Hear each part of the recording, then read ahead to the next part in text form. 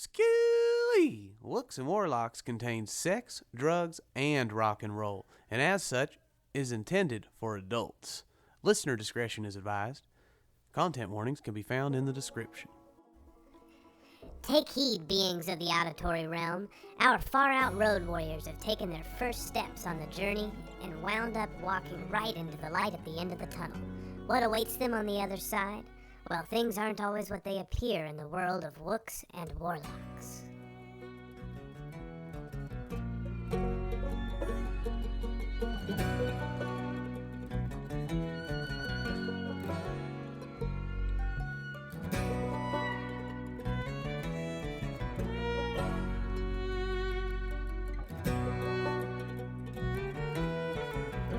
I'm as ready as I'll ever be.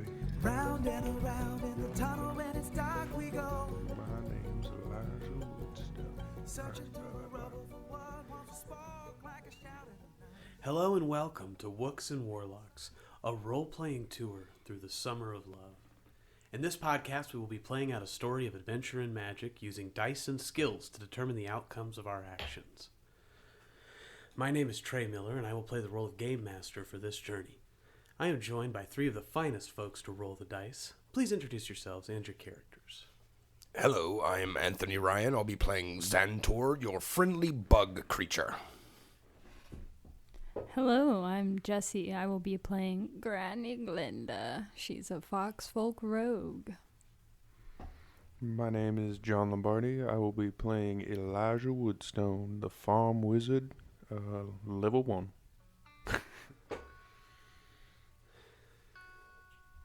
We pick up our adventure in a familiar yet strange feeling place, surrounded on all sides with bright lights in our eyes.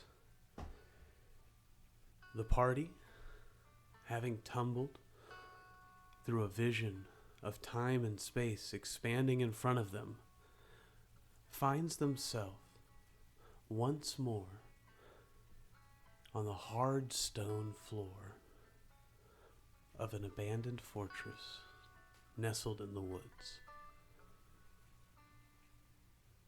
However, three dryad-clad women stare down with rapt surprise, terror-stricken on their faces, as a crowd of finely clothed members of what must be the most royal gathering of society you've seen, richly clad onlookers cheer and throw gold coins at your feet.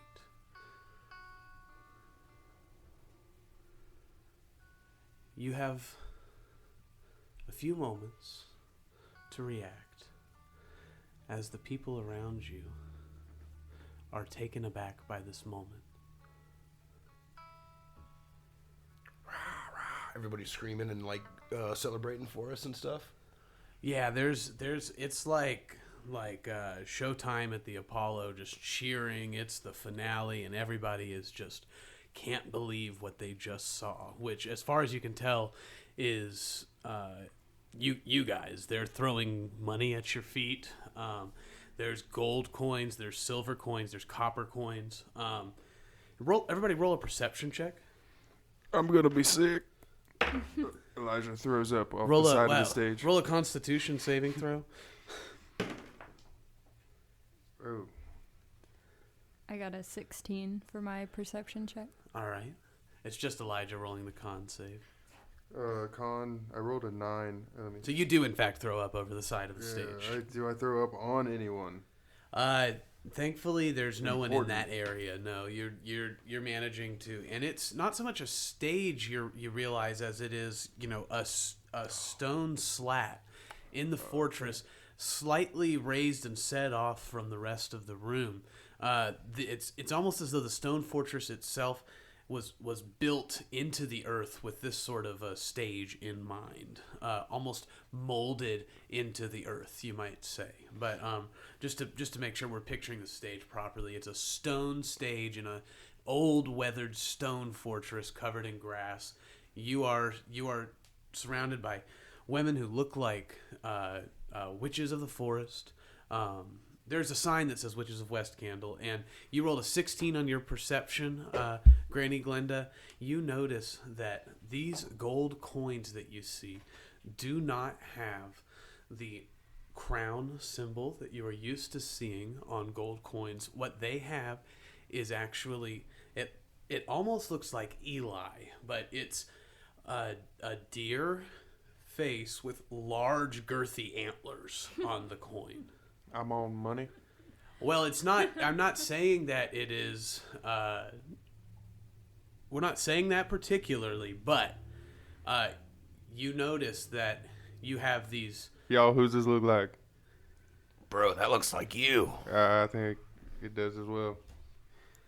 So you notice ushers on the sides of the stage begin to move forward towards you all, and you have a short amount of time before these people are going to reach you. If you would like to grab any of these coins, now is your chance. Yeah, I'm going for it. Yeah. Definitely, I'd like to grab some coins as well. Everybody go I'm broke ahead right now. and roll a D100 for me. Oh, yeah. Boy. It's gonna be something great or terrible. Oh. Double zero is not good, right? Yeah, I think I rolled a 4. We'll play that it is good in this case. Are we going low or high? We're gonna go high. Oh, okay. Xantor rolled 11. My goodness, Xantor and the D100 are not friends. Broke. Yeah, I rolled a 4. Granny Glenda got a 79. Alrighty, so you guys each managed to grab some coins, like a handful of coins each. Xantor, you grabbed 1 silver coin and 6 copper coins. I must have grabbed like a paper coin. You grabbed, your number was 4, is that correct? Yeah. You grabbed 4 silver coins Oh, and 2 gold coins. nice. Oh, I'm sorry. I did that wrong. You grabbed what look like gold coins but have a sheen to them, brighter. It's like chocolate. Platinum. Oh, I keep thinking it's gonna be worse, but it gets better. So you grab 3 platinum coins My and pessimism 10 gold coins. is advantageous. I mean, chocolate is delicious, so. Sorry, that was 400, not 40. 4 silver, 2 platinum. No. 10 gold, 3 platinum. My first calculation added up to 40 gold, and you Gotcha. rolled 400. So, and I keep calling it gold. We're gonna just put a hold on what we're calling it. But you guys do know these as gold crowns. Gotcha. Although instead of crowns, they have symbol of a male antlered creature, folk. So Xantor like bites into one just to like make sure one of the silvers is real, and he looks over at Elijah. He's like, "It might look like you, but it seems real." Granny Glenda, you got a 79. Is that right? Mm-hmm. So we're gonna say 6 gold coins, 2 silver coins, 9 copper coins.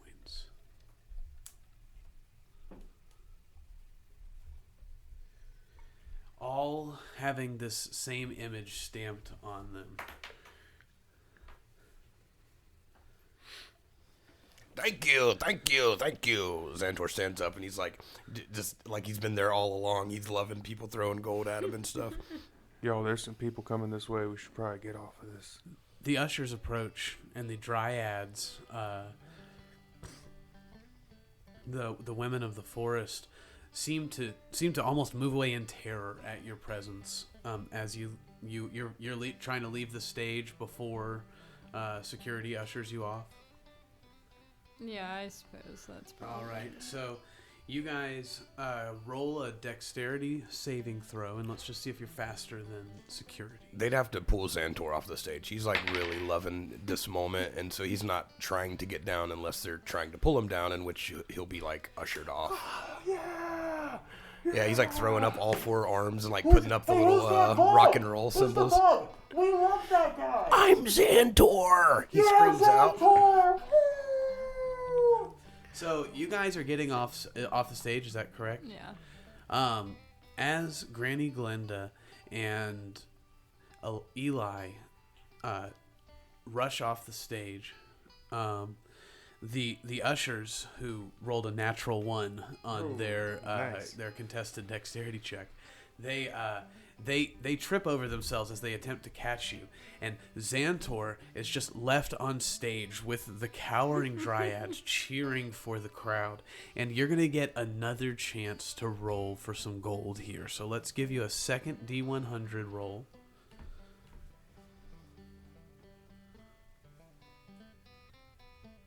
I like to think that Elijah kind of pooped in the turbulence, and that's what they tripped on. They might have tripped in Was his his little- vomit. his There little- was already bodily fluids there, Yeah. so we could go with it being. He might be leaking from both ends. Let's not roll for that. We'll leave that one to the imagination. I rolled a 58 for gold. All right. So while cheering, while this cheering is happening, more gold is thrown at you, and you get 5 gold coins, 1 silver coin, and 4 copper coins, and your lower 2 arms are loaded with coins as your upper 2 arms cheer for the crowd. He starts his own chant. He's like, Xantor, Xantor. He is like, I want to do a perception roll maybe to just make sure. Like, I see them getting off the stage though. I don't want to like forget about that. So do I need to do a perception, or is that just something I would notice? Well, yeah, you can roll to see, if you'd like to roll to see if this is something that you're perceiving. That's great. like the whole usher. There's and also the ushers are getting back up. That is something that you see regardless. I rolled a 7. Very, very entertained with myself. So and everything.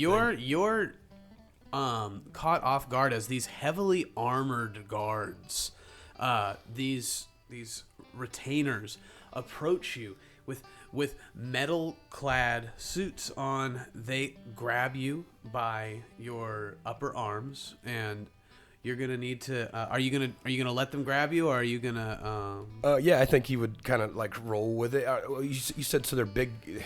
They look like security trying to get me off stage. Yeah, this is like, think like Sheriff of Nottingham, big gruff. Okay. You know. In that case, he would probably like leap out into the crowd and try to like crowd surf away. All right, so they're because you were really caught up in the moment in your own thing.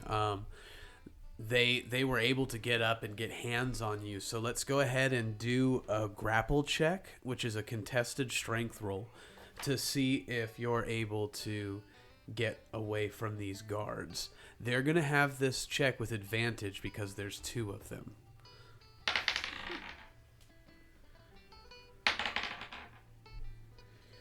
All right.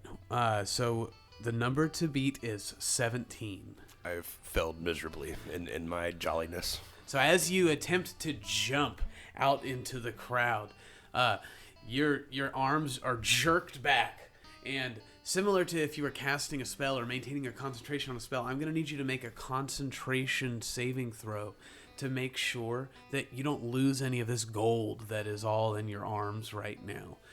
So that's going to be a Constitution check or saving throw. You have to get over a 10. I did not. Oh no, so we're going to say 10 gold flies out of the crowd, who is just cheering. They are loving this show. They are eating it up. It's almost as if they're ravenous for more. They can't tell if this is real or all a part of some sort of elaborate show, but you can tell that these folks are entertained. Yeah, Xantor, get away! Get away!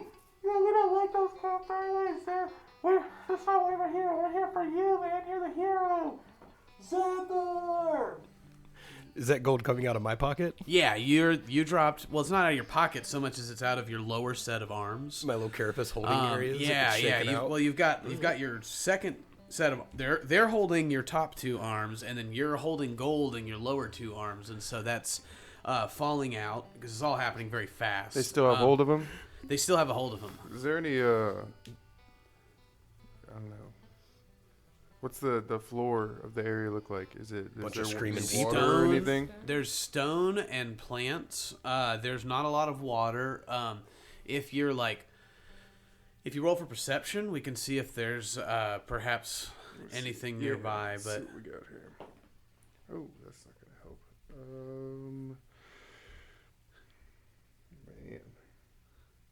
Man, that's only a +1. I say fucking 8. all right, so with an 8, like we'll say it's not even that you're bad at looking for it so much as it's just there's not any water to find around here. There's no freestanding water or flowing water nearby that you can sense. The guards with Xantor in arm are going to start moving towards.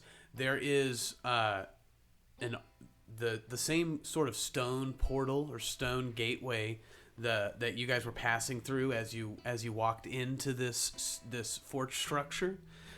They're walking Xantor towards that. So these two guys got him in arm, and they're going and they're kind of cast mold earth below them. I guess I can do it below one of them. I think it's a 5-foot cube, but the stone that they're walking on becomes difficult terrain. Okay. So they're now slowed as their knees buckle underneath them, and they look around confused and quite frankly scared. Like they don't understand the events of the past 5-10 minutes in this area have really, while the crowd is just still cheering and egging them on, they the people who appear to be there as a part of the folks entertaining these people are just freaked out. They are really, really scared looking. So Wobble Need still trying to do their job. Armor-clad guards are taking Xantor by the arm to throw him out. Granny Glenda, will you give me a perception check? Okay, that is 19 plus 3, so 22. So, from your vantage point off stage, in the shadows, while this commotion is going on and all the attention is on Xantor, you notice one of the 3 dryads has gone behind a wall of vines, and you see her talking into a black box. And you hear her say, Yeah, I don't know. They just appeared. They just showed up. I don't know. We were doing the ritual like we do, and then all of a sudden they appeared. I'm not sure what to do. Is this part of it? Why didn't you guys tell us this was happening? Over. and you see her turn away from the box and start pacing. She is going to look over her shoulder. And she does not notice that you are there. Okay, so she's seeing everything that's going down, and the first thing she wants to do is help Xantor kind of get out of this situation with the cops, because she doesn't want to get separated from the group. So I'm gonna go over and talk to the security guards and try to persuade them to, let free Xantor. Free Xantor. This young fella is one of my guides, and I truly need him. You see, I am so old, and I will not be able to continue down this path by myself. So you walk up and try kind of tap on the guard's shoulder while they're wobble kneeing through the mold earth. Yeah. Alrighty, roll for persuasion. So that's 11 plus 6, so we got 17.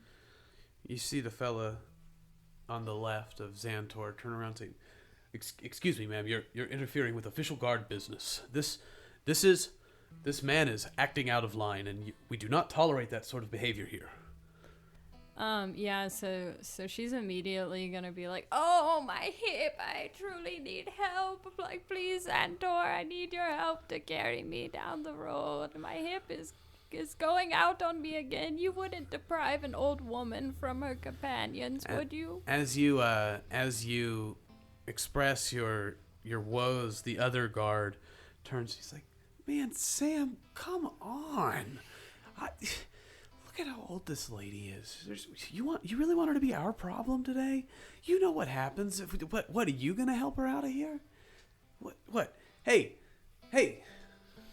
Release me immediately, Xantor says. Oh my God! I need to help Would this you woman. cool it? Would you cool it?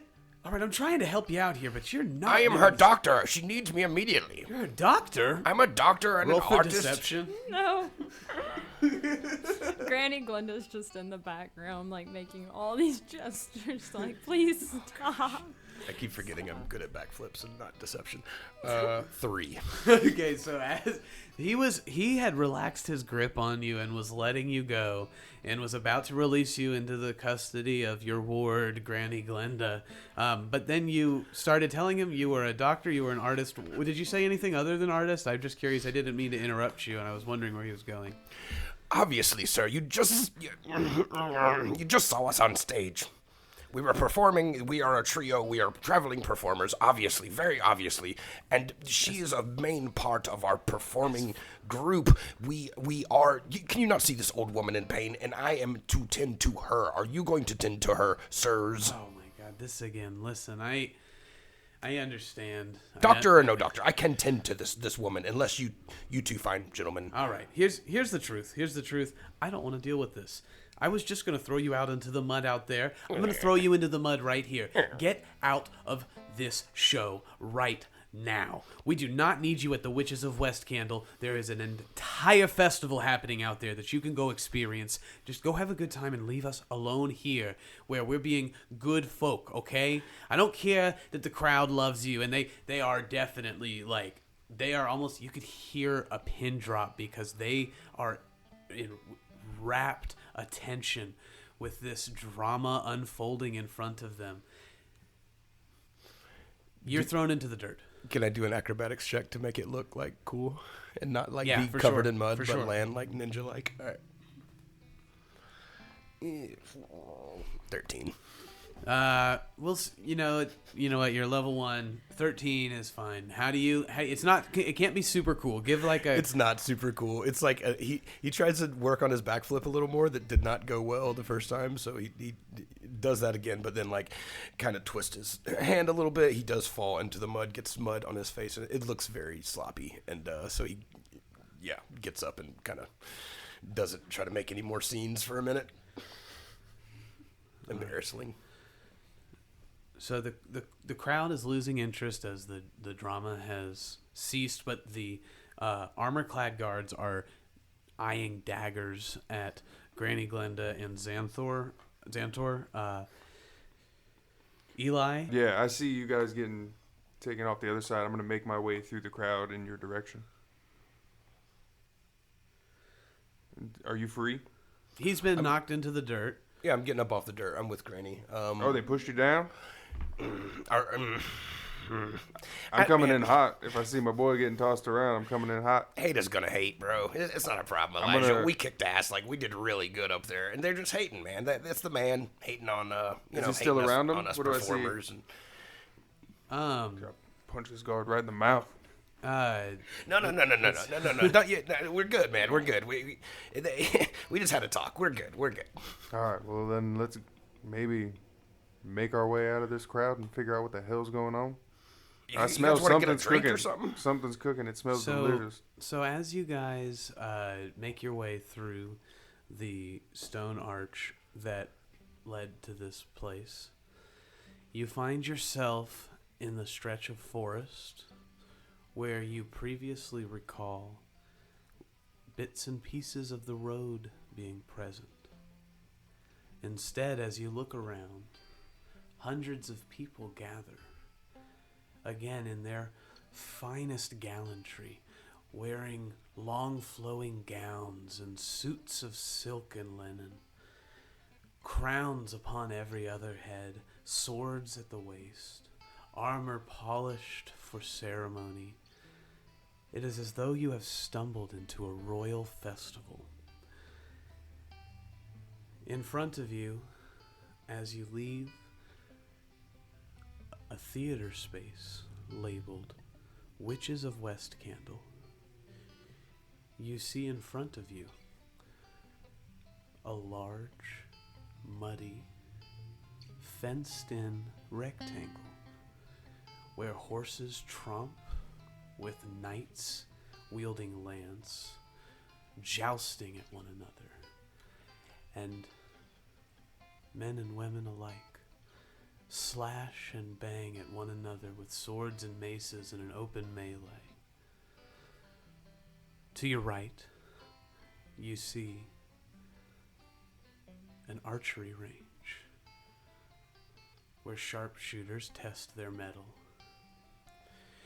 You see a strongman contest where large hammers are used to ding-ring a bell.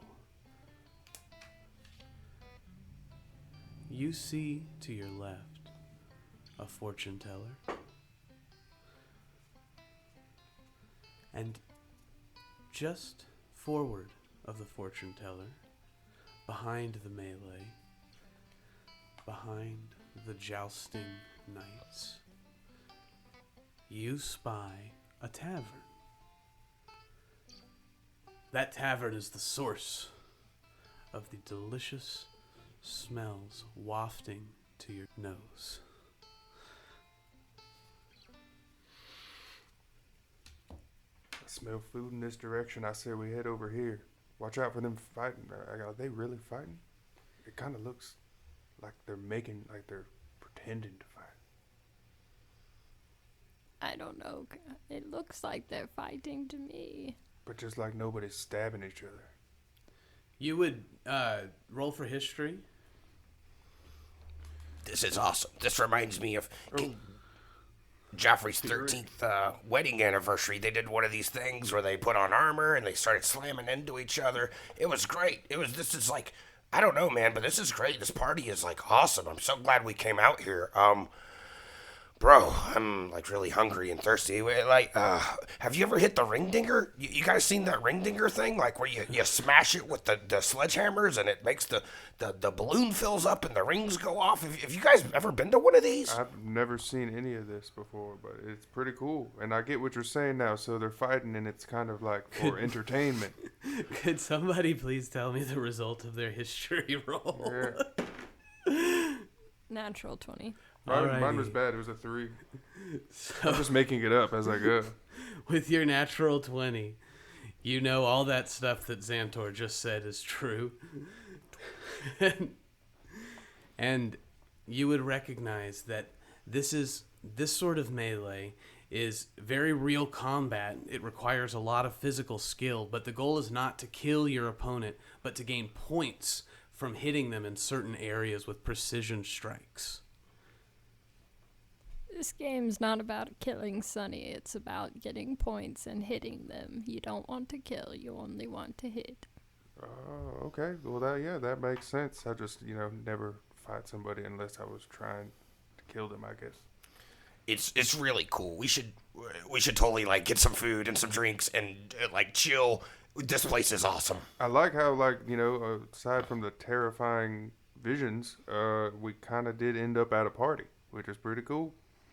I am hungry. I'm famished, as we would say. Yeah, so Granny Glinda's going to start making her way towards the tavern.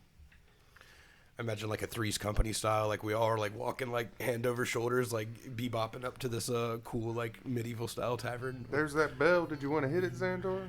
I mean, if I can, if there's no like Xantor would totally reach for the sledgehammer if it's just sitting there and nobody's paying attention. The sledgehammer bell game is in the totally opposite side of this very, very large, like 4 or 5 football fields, sort of big old field.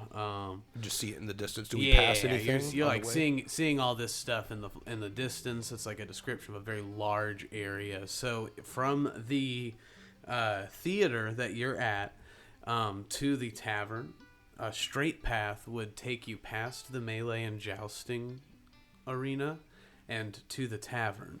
If you took a long way, you could go counterclockwise around the festival grounds in the entertainment areas and hit the games before you got to the tavern.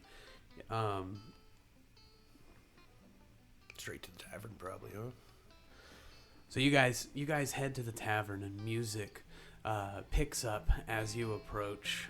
Jovial bells and flutes accompany strings as drinking tavern goers jostle one another and attempt to socialize and dance lightly to the music. You see a bartender who has large tusks and a upturned snout, serving drinks into metal cups. Yeah, so Granny's gonna walk up and go get some drinks. Oi! Welcome to the boys' snout. You want yourself a mule, eh? That's what we got here, are mules. Well, Sonny, I need something strong for these old bones. Aye, What do you got, buddy? mules. What's a mule? Well, we put ginger beer into the cup, and then we put a little bit of liquor into the cup, and we call it a mule. Gives you a right kick in the arse. You'll have to add extra liquor to mine. Ha! All right. Customer's orders. And he's going to pour up a tall glass for Granny Glenda. Does everyone else want a mule from the boar bartender? I'm trying to get I'm looking for medicinal drinks, maybe something a little stronger, because I'm trying to get some health back from that last battle that we had, and I'm very low on money, so I'm trying to, I don't know, get something. I got you, friend. If you want a mule, I'll be happy to get you. Or maybe they have something like a herbal liqueur or something for you. Yeah. Do y'all have any medicinal herbal liqueurs? My boyfriend. What was your name again, by the way? My name's Scotty, and I'll tell you this. All I got's mules. You want something herbal, you're gonna need to go see the apothecary connected to the fortune teller. Oh yes, definitely. Thank you so much. It's no problem. 2 mules, gonna be $4. What do you have to eat, friend? Oh, you're hungry? We've got stew and we've got turkey legs. I knew I smelled turkey legs. I would love turkey legs. We love them turkey legs. Smoked turkey leg, anybody? My treat. Oh, it ain't smoked. Oh, They're fried. we'll smoke it ourselves. I'll just take the mule, man. Appreciate you. You want a mule now? I thought you didn't want a mule. I thought you wanted medicinal. Oh no, Eli's gonna give me a mule. All right, that'll be Elijah, $6 for the mules. Just the mules. I got one for my... Granny Glenda, just hands over enough money only to pay for her mule and then walks away with her drink. Checks out. I'll get the other 2.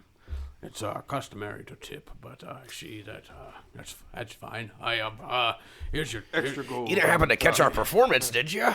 what performance? We were playing up over the theater over there. It was great. Everybody loved us. We could. I love drinking. Let's just drink. He looks at you really skeptically, like he's just like, and he's like, well, you've got a good costume, and he is just confused and looks at you and then looks away. I mean, what? Leave me alone. And he's gonna turn and start polishing cups. Yes, tips. Thank you, sir. So you guys are in the tavern. Granny Glenda has walked away. Do you guys find a table? Do you Maybe an explore outdoor the area? table? There's a booth. A little booth or something. We trying can to see be- the be joust? private and talk. Oh, yeah. What do you think, Granny? Try to get our bearings of this Yeah, I'm... strange situation Granny's we find also... ourselves in. Yeah, Granny's also going to ask around about the road and what's going on with the road because, I don't Who are you asking? Kind of secluded booth status. Just like general people in the tavern, like other customers inside the tavern. Okay. So you approach like a young couple sitting at the table, having their mules and fried turkey legs, and they look up at you as you approach and say, "Oh, look, you're so sweet. What can I do for you, ma'am?" Oh, sweet thing. I appreciate you saying that. Well, I was just wondering if you have seen the road recently and the changes they've done to it. She looks at you very skeptically. I'm going to need you to roll persuasion. Oh, gosh. Can we do While that? she's doing that, we'll just go and take a seat at a table. While she's going around to them, we'll hang out and Centaur drink our eyeballs mules. the arena again, and then goes back to the table. I got a 12. She looks at you very skeptically and just sort of turns and looks back at her boo and says, I don't think I should talk to you about that right now. It's just not appropriate." And she turns away in a huff, as though upset that you asked her. Well, what a bitch. Xantor looks at you. He's like, "Fuck him." He's feeling real good. So, are you gonna go back to Xantor and Eli? Yeah. So you guys are at the table in a bustling tavern, drinks clinking. Man, that was great. This place is awesome, right? It's pretty cool. I wonder, when they made the renovations. These mules are mighty fine, but, the people haven't really been super nice except for that lovely bartender.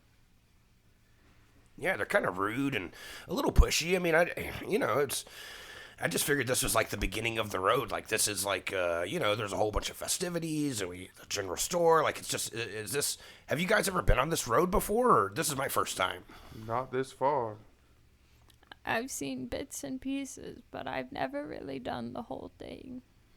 Do y'all know anything about like these warlocks or what's at the end of the? I just know that I have to go down the road and around the road, and I know it's a long road, and I got to get to the end, and I think there's like powerful wizard people or something called warlocks at the end. Not sure.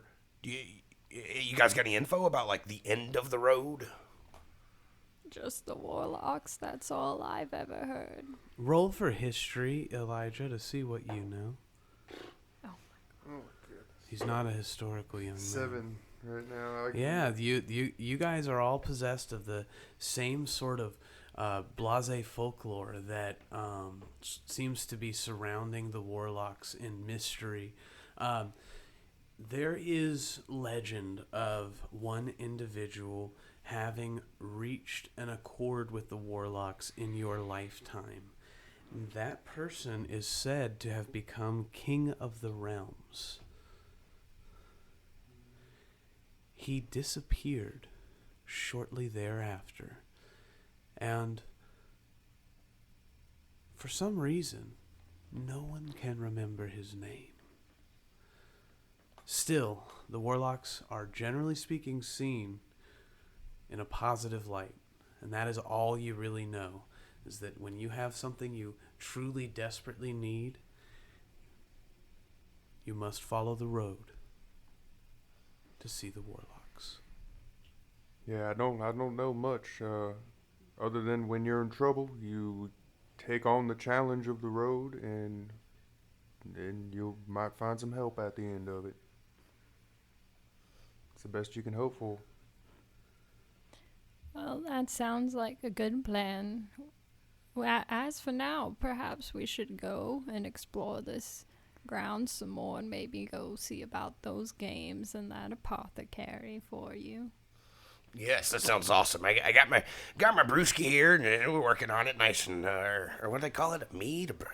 I don't know, they called it some weird name. I've always called them brewskis. It's called a mule, son. Mule, yes. Why can't they get it right? It's a bloody mule. It ain't that complicated.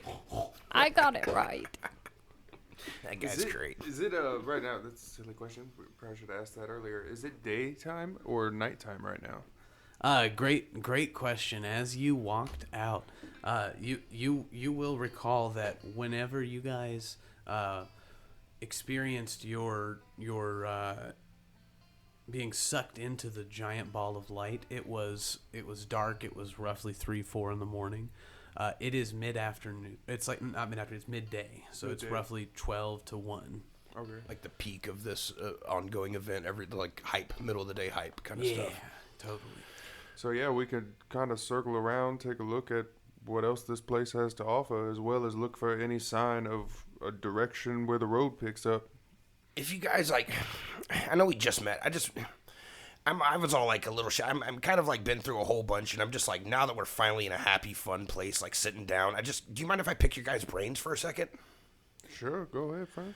So, this road thing, I love you guys. You guys are great. Love traveling with you. I just want you to like fully kind of understand where I'm coming from with my my egg. And he's like excitedly reaches for his egg and pulls it back out, and he's like this glowing fucking maybe blood leaking out of it. You're not sure, but it's like a reddish glowing egg. And he's like, "This is my baby. This is like the real. This is Xantor. This is all me. This represents me." I love you guys, but push come to shove, my egg is going to come first. And I just want to be, before we get down the road, I don't want there to be any kind of misconception. This is my, what you might say, like, reason for existing. Why are you guys on this journey anyway? It can be complicated and scary when you're becoming a parent for the first time. I myself do not have any youngins, but I do understand your nervousness about bringing a life into the world. I hope you and your son or daughter make it and get to see the Warlocks. Would you help me protect my egg?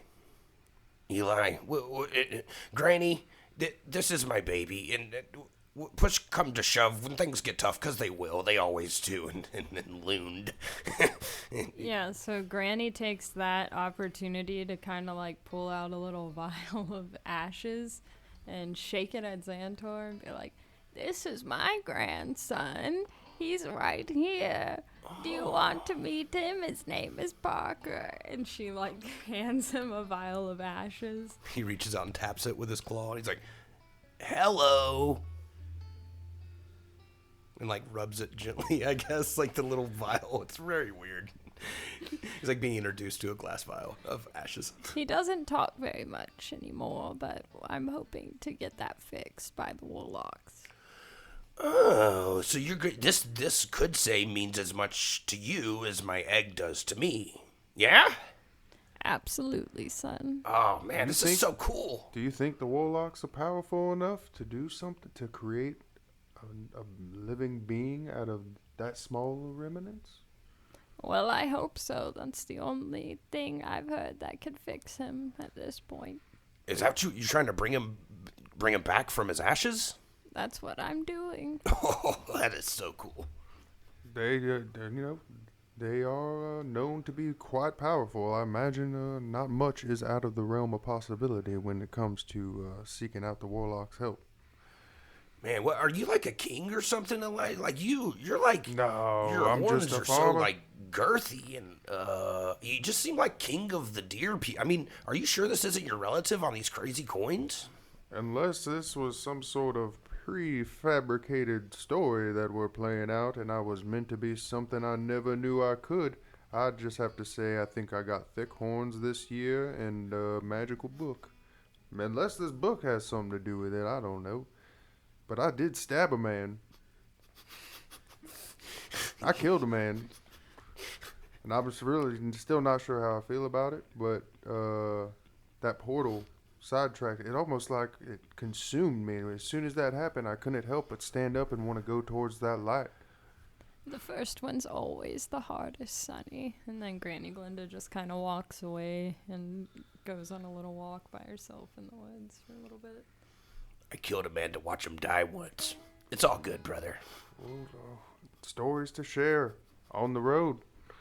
I'm going to get me another mule real quick because this one went down like water. Xantor just maybe gets up and strolls to the window to try to watch the joust and stuff go on some more. Oi, $2 for another mule. There you go. And a little tip for you. Thanks for understanding the tips. So, Granny Glenda is walking to the forest. Eli is resonating in his first kill and the sorrow thereof, and tending to it with drinks.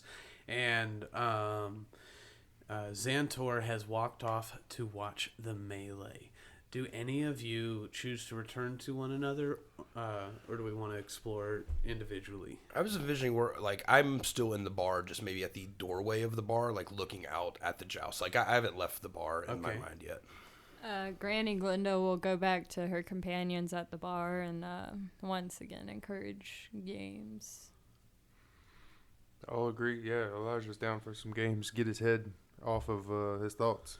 So, you guys cross this field that was once grassy and is becoming trodden down by many, many passerbys, stomping their boots, cutting into it with sandals, even bare feet, churning up the earth so that it is becoming a little bit muddier. Your clothes are getting a little soiled, and you walk probably about 300 yards to the far side of this field, where there is an archery range set up, and there is a hammer with a bell, and you use the hammer to hit a switch, and it sends a rock flying up through a tube to hit the bell. The archery contest is labeled Deadeye, and the hammer is labeled Strongman.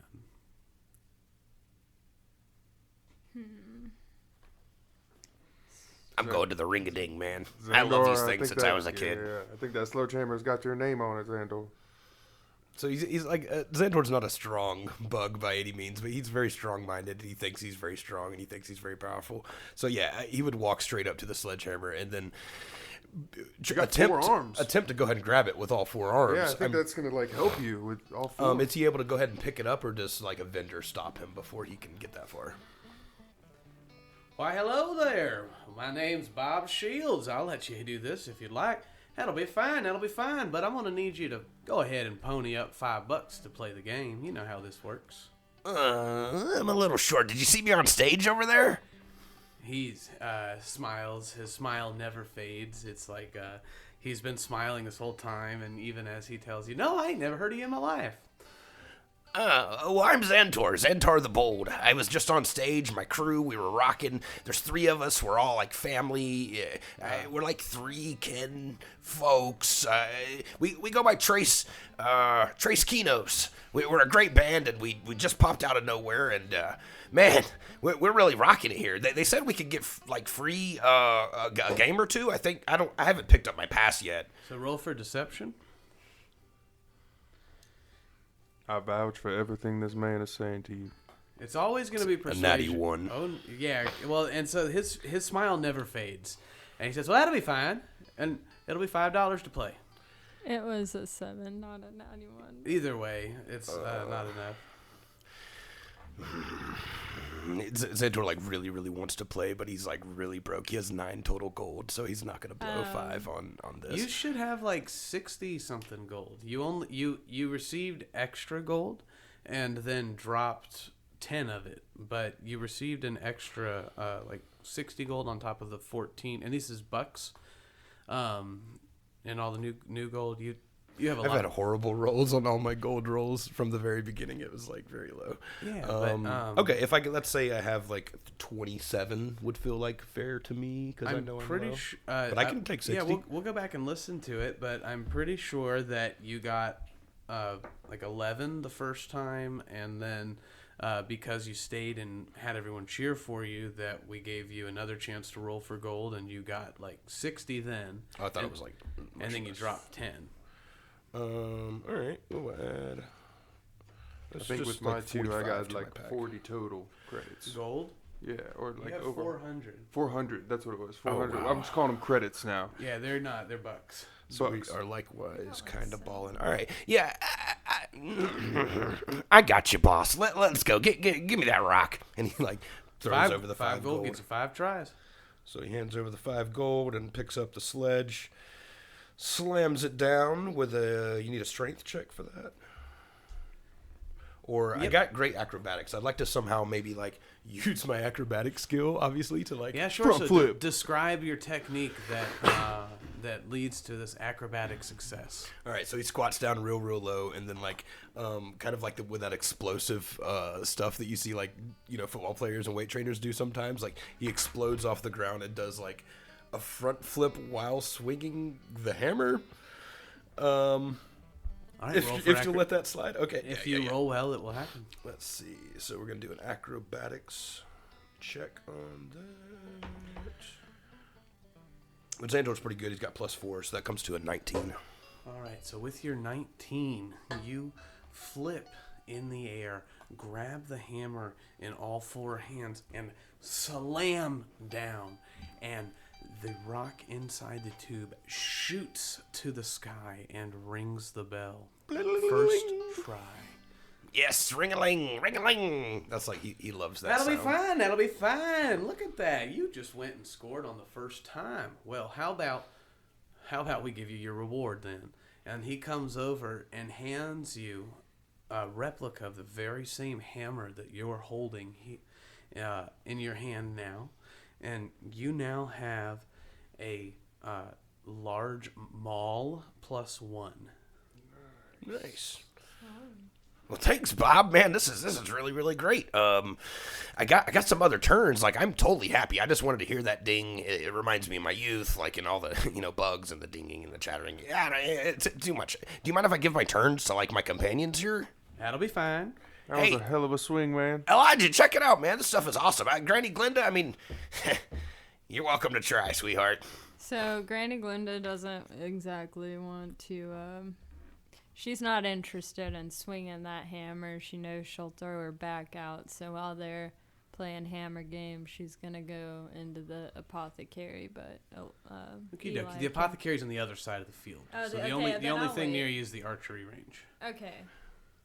Well, I'll go try the archery range while they're doing the hammer. Okie dokie. And we can all still see each other from this. How many swings These you got left? things are next to each other. Oh, really? Yeah, so Well, I figured I'll do we'd just one. switch off or something. We can either take turns, or we could like give one of these little kitties a try after we just destroy it.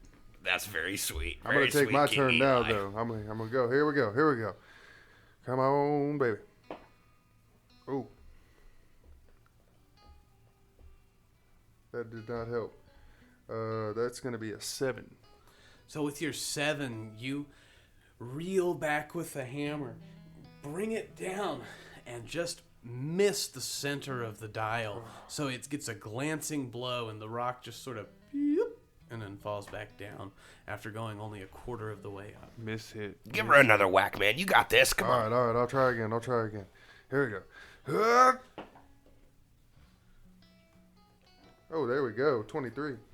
So this time you come down and your hammer hits right in the center, and the rock blasts through the tube, ringing the bell. Bing! And you Heck yeah, baby. Heck Yes, yeah. sir. grab shields from behind you. How about that now? That'll be fine indeed. I can't believe 2 in a row. All right, let's go ahead and get you your prize. And he is going to hand you another replica maul +1. And then I holler at Granny as she's walking away. Be like, hey, you want any of this action over here? Sonny, I told you I'll throw my back out. Now I'm gonna go try to hit this target with this arrow. All right, Bob. Appreciate you, homeboy. I'm done. I'm a mosey on over here. How you doing, Elijah? Oh, I'm good. I'm gonna watch Granny here. I think she's a sneaky sharpshooter, honestly. So, Granny Glenda, you walk up to the counter and you see a hooded woman with long braids coming out of the shadows of her cloak, wielding a bow and arrow. She turns and releases a bullseye, then turns back to you and lowers her hood. Her purple eyes glowing in the sunlight. This golden retriever folk looks at you with the sweetest puppy dog eyes you have seen in many years. You want to try? You want to try? Are you going to do it? Are you going to do it? And she gestures towards you with the bow. I bet you can do it. I know you look old, but I bet you got skill. It is $5 though. $5? I got you, Granny. Here you go. Okay, so yeah. I'll give it a try. So Eli, coming over from his hammer, the attempt at the hammer, hands the $5 over to this golden retriever folk, and she says, all right, I'll get it going. And you see the golden retriever folk walk back to the range where the hay bales are arranged, and you see her remove the arrows, and you see her prep a box. She says, all right, here's how this works. You've got 5 shots to try to make 20 points. If you hit the front targets, and she gestures to the first row of very large targets, those are worth 3 points. If you hit the middle row, and she gestures to a slightly smaller target, that's going to be worth 5 points. If you hit the back row, that's worth 10 points. There's a bonus at the end. I'm going to press a button and release a bonus. If you hit that, well, you just automatically win. So there's always a chance. There's always a chance. Never give up. And she says, now, we're going to get started now. Okay, 5 shots. Let's go. Okay, and what would you repeat how many points I need? I'm so forgetful. 20 points.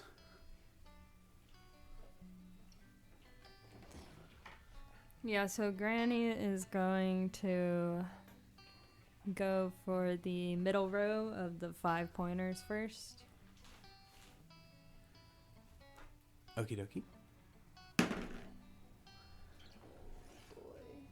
This is going to be a dexterity based ranged attack. So you're going to get, plus if you're proficient with bows, you would also add your proficiency bonus. That's a 13 to hit. So that hits the middle row. Okay. You have 5 points, and you have 4 more shots. And you hear the golden retriever. She says, "By the way, my name's Lassie." And so Lassie says, 5 points. What a cute name, little sweetie. And this time she's gonna go for the back row for the 10 points. 14 to hit. And that's with your proficiency bonus as well? Yes. So, like, that's going to be the whatever your skill and dexterity is and +2? Yes. Okay, so 14 does not hit. Oh, that's okay. You can try again. Breathe, Granny, breathe. I'm going to try one more time, yeah, on the 10 row. Oh, no. 15. A 15 hits? A 15 hits?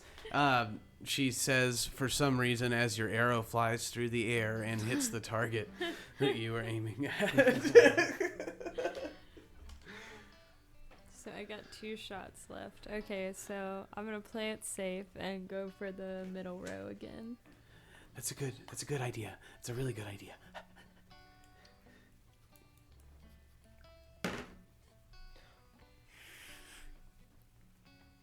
That's going to be a 10 to hit. Oh no, that doesn't hit. You have 1 shot left. I'm gonna go ahead and release the special bonus. You got this. And so you can choose to shoot at the special bonus, and you will still hit the middle row if you hit middle row's target points. But if you hit high enough DC, then you'll get the bonus points. Okay, I guess I'll go for the special bonus. I'm so scared. Come on. Oh my gosh, that's much better. Yeah. That's gonna be 23 to hit. So with the 23, your arrow pierces a balloon with a target on it that floats out of a trap box that opens releasing the balloon flies. Your arrow shoots straight through the bullseye on the arrow into the bullseye in the middle row target, and you score a total of 40 points. Wow. Hot dang, Granny, nice shooting. Wow, I've never seen somebody get such a high score. Well, I guess that's not true, but you did a really good job. I guess I gotta give you your reward. And she's going to give you a replica of the bow that you are using, and it is a replica bow +1. As you all reconvene to show each other your weapons, your new prizes, roll for insight. Be honest, Granny, you missed those 2 shots on purpose to build the excitement. Well, I can't reveal my secrets to you. It had me on the edge. Got 10. What is the roll again? Insight. 21. 8. So I'm rolling like Granny, shit today. so you guys are all showing one another your new weapons. Granny, you are the only one who realizes that while these weapons appear to be very finely made, they are clear replicas of real weapons, not made with any intent to be used continuously for warfare. So you know that you will be able to use these weapons like 3 times before they break. Not full tang, as they say. Not full tang. Do you communicate that with your party members? Xantor's already like slamming stuff too. Like he's already slamming his maul on things, so he'll probably figure out pretty quick. She's thinking about it, and she decides that it would be best because she doesn't want them to find out that she knew. And so she, well, kids, I think these are just cheap garbage toys, and we have truly been fooled, and we can't really use them except for maybe a handful of times before they give out on us. And as she's just like staring at Xantor, who is just smashing his weapon around. Steady slamming it on the ground. I did somewhat think that, for five gold, that to get a maul like of this, quality. It is a kinda, +1. Yeah. To get a +1 maul for 5 gold in a game makes sense what you're saying there, Granny. I don't think this thing's gonna hold up like it's meant to believe it would. Yeah, no, these are total carnival games, guys. Like, these are hollow, like, just imitation things. Like, they're fun. You want to fight? Like, he starts, like, trying to attempt to fight with Elijah, like, hitting mauls together and stuff. Let's whack mauls. And then they're literally, like, breaking and folding on it. Like, Yeah, very roll. cheap Well, let's things. roll a d20 to see if your mauls break. 18. 10 plus... Do we add our attack bonus? Sure. So, 16. Yeah, you guys, against all odds, they do not bend as you whack against one another. But you do realize that if you were to connect with a real strong attack against someone, that they would potentially break. So the sun has crested its zenith and is beginning to go into the afternoon. It is roughly 3 in the afternoon, and you see that the patrons of this event have begun to imbibe heavily, and you hear groups excitedly chittering. Roll for perception.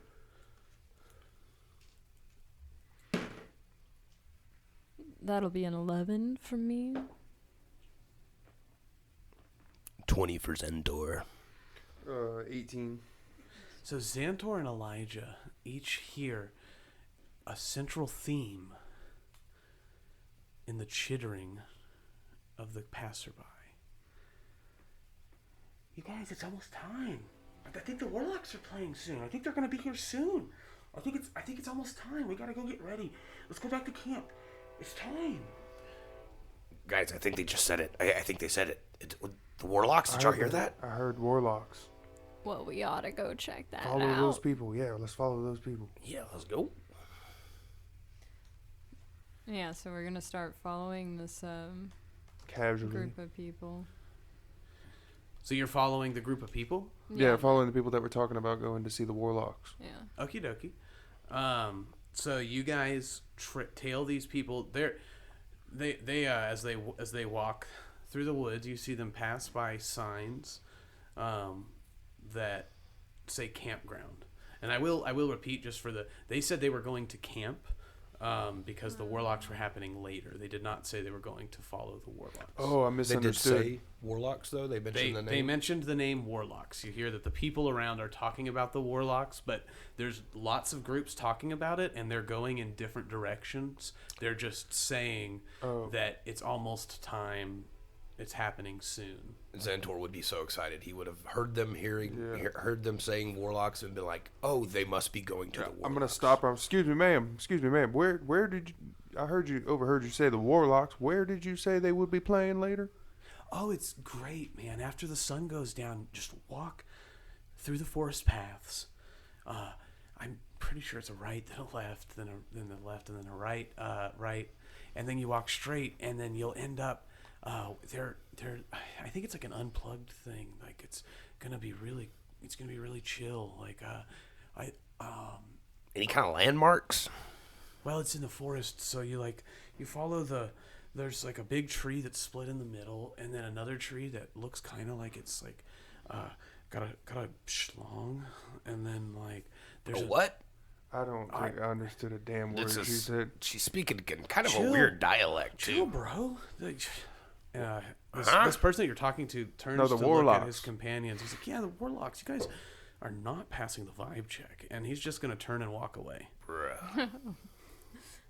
Granny Glinda's gonna kind of go up behind him and be like, "I'm so sorry for my rude companions, but would you mind telling an old woman how to get there?" And try to persuade them to keep giving her directions. 9 plus 6. 15 on persuasion. So with your 15, the fella you're talking to is like, "Look, lady, I'm not trying to be mean or anything. I just I'm really bad at directions. And you hear him stuttering and falling over his words, and you're gonna need to roll a perception check." No. 17. So with your 17, you notice that each of his eyes, the pupils, are dilating separately, and then together, and then separately again. As he attempts to speak and is clearly overwhelmed, he says, "Look, I gave you the best directions I could. I'm pretty sure it's left and right, and then after you go straight, you take 2 lefts and then a right. And you at the forked tree, you're going to look for the tree that looks like it's got a schlong, and just past that is going to be where they're playing. And I got to go, okay?" And he's going to kind of run away. Can I do a quick medicine check or anything, or do we even see this? No, that was a Granny Glinda up close in his eyes thing. I think that boy was about as high as a person can get. What's high? Xantor's never been high. He's been drank stuff that the pirates gave him, but he doesn't know drugs. Well, sometimes when you go out into the woods and collect those weird little mushrooms behind the stumps, you eat those and they make you see fun things. Oh, like the ones you guys got at the store. The sleepy mushrooms, the poison mushrooms.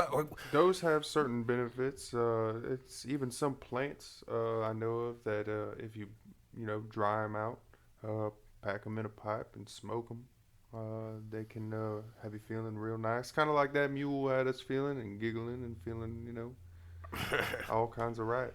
Okay, I know all kinds of right. I don't know what that. I don't know. Well, this is interesting. What that fella was on. In particular, Seemed very confused. He And didn't- sweaty a little bit. I didn't understand a word they were saying. Except a couple lefts, a couple rights, and a tree. Something about a tree. I got the directions, buddies. Don't worry. I'll lead the way later on when it's time to go. Fantastic. Thank you. Sweet. So the afternoon is continuing on around you. There are still events happening in the field. You hear a friar call with a bugle horn. Last call for jousting and melee. and you see a crowd of people walking to the center of the field. You overhear groups say, I can't believe they still do open melees here. Open melees and open jousting. Anybody can just walk and sign up and do it. I mean, what? That's crazy. Boys, do you have any interest in pulling your sticks out and poking others with them? I've never jousted before, but I do know how to ride a horse. And I have poked people with my stick before, but I'm not even sure. I mean, this is kind of the moment I've been waiting for, to be honest, since we woke up on that crazy arena stage floor. The joust is what they used to call them back in the old lands, and it's, man, I'm super excited to get in the ring. No, I'm not sure if I'm ready for that. Do you think they'll just let us on? So, as you approach, you hear the friar calling again. Come on, sign up for the joust or the open melee here. Last chance.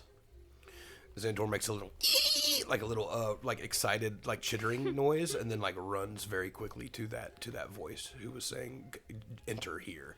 Like, yeah, he wants to do that for sure. He seems real excited. I'm gonna let him sign up for that just so we don't happen to get paired up against each other. I'd hate to ruin his dreams. I agree. I think that maybe I'm just gonna sit and watch him just to make sure he's okay, but I don't want to sign up myself. Hell, I'll sign up for that sword fight. That's a different activity I can do. Good idea. All right, so we'll start with Xantor in the melee. Xantor.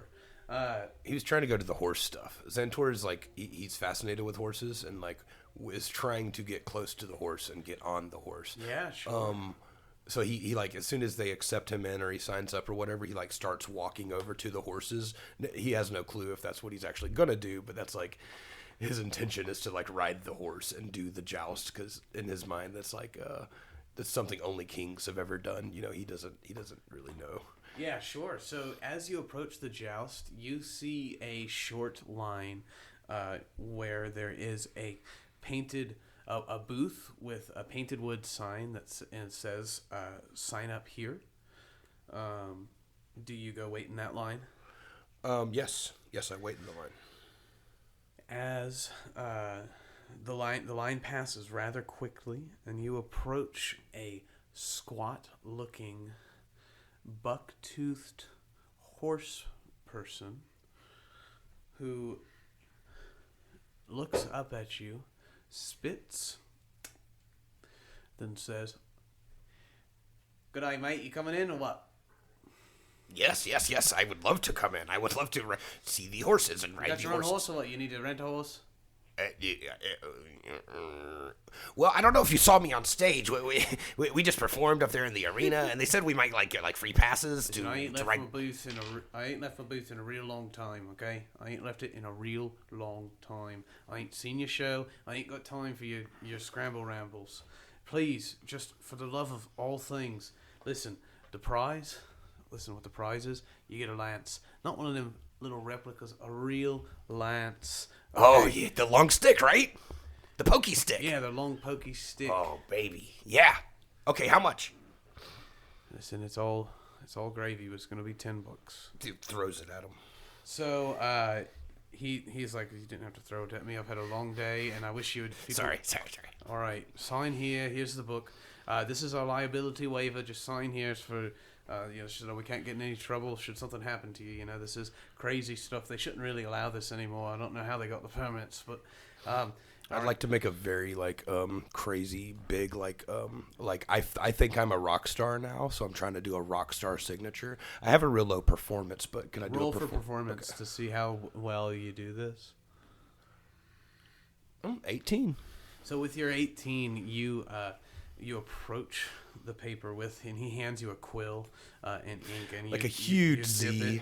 Yeah, you start with a huge Z that's almost obtrusive and about to take over the document, but with your 18 you realize you need to keep it a little bit more in, and so you finish with this real slick like you got like a Zorro-esque Z, and then the X and then the T, and then the other Z. I can't remember how to spell Xantor. A bunch of crazy looking stuff, but it looks just undecipherable, like a madman wrote it, and it's like, oh, this is somehow obviously very cool. someone famous. Yeah, so somehow very cool collectible, and the horseman kind of looks. He's like, yeah, you know what? I don't know. I got a good feeling about this one, and he just takes it and he puts it in his pocket. He's like, I'm gonna keep this one, sign this, and he hands you another form to sign. It's the same exact form. He'll do another performance roll because he's trying to mimic this every time. Like, this is his new persona. He just another 18. So you mimic it perfectly, the exact same thing, and he's like, "This is, well, yeah, we might want to keep this one too, but I'm gonna go ahead and log you in." So, here you go choose your saddle, go choose your horse, and then we'll provide you with a lance. Best of luck to you. I'd like to choose he doesn't really know anything about horses. Well, let's hear about the horses. So you walk up. The head is the front. Are you guys all together for this? Or are you face that way? So the last melee and the last joust are happening sequentially. So you could participate in helping with the joust, or you could be preparing for the melee. Are you guys together? We're at the sign-ups. Are you like signing up with me? Yeah, I didn't know we separated. So yeah, we're both in the same line signing up for the same kind of event, Okay. right? So I've signed up. The sign-ups are not directly next to each other, but we can. So we've got Xantor signed up for the horse event, and you're telling him about horses. Oh yeah. If I saw, yeah. You said the head is on the front side, right? You wanna, you get up there and aim small, miss small, man. Aim small, miss small. Head in the front. Thank you. Aim for that torso. Yeah, while they're talking, I'm gonna kind of be investigating the lance, and I'm gonna see if there's anything I can do to like extend the lance a little bit, so it's a little bit longer than the rest of them. He gets assigned his lance at the end. So that's a good idea, but he does not have a lance that is his yet. He's got to pick his horse, and then he'll be get a saddle. Then he'll be assigned a lance. I got some animal handling, nature, perception. Yeah, so you walk up to the stables where there are 3 horses available. You're on your own now. Stable, We're gonna go sit in the stands. The stable master. You're about to fight. You not melee fighting? It's happening sequentially, so they're gonna watch you, and then late. And then they're gonna do the melee afterwards. So you approach, and there is a large black horse with white stripes. There is a small gray horse that is very muscly, but it is about 3/4 the size of an average horse. And there is a blonde horse with a brown mane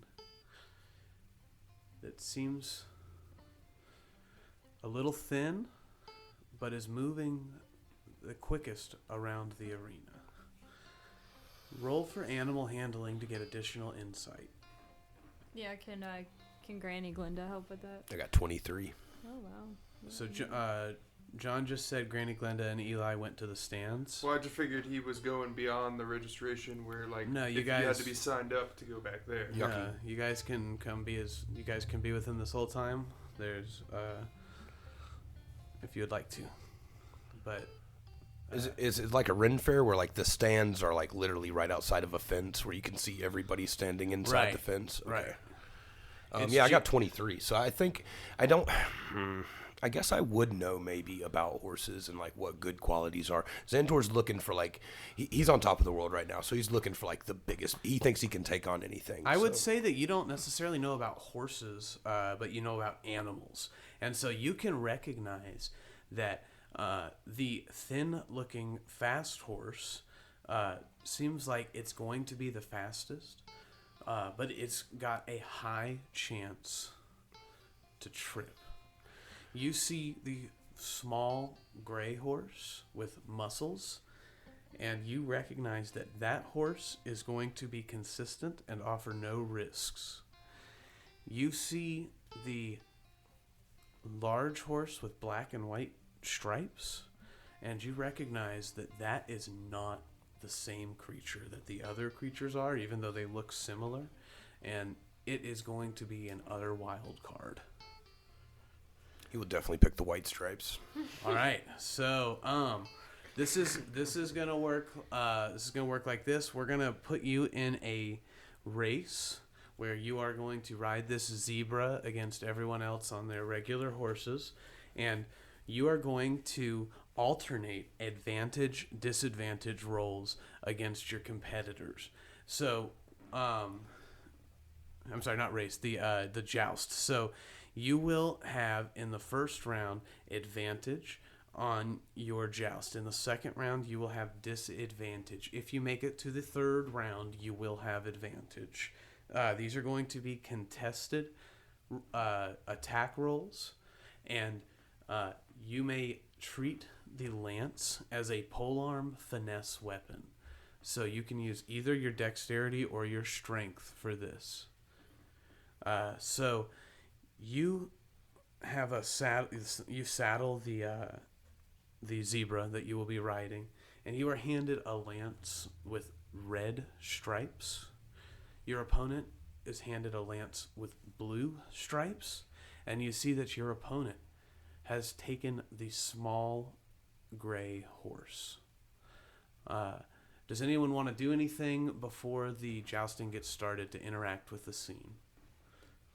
Yeah, so Granny Glinda's gonna go up to the opponent and kind of like be petting on the horse a little bit and looking around for any sort of buckles or any saddle, like something that she could loosen or unhook. So roll for stealth as you approach the opponent's horse.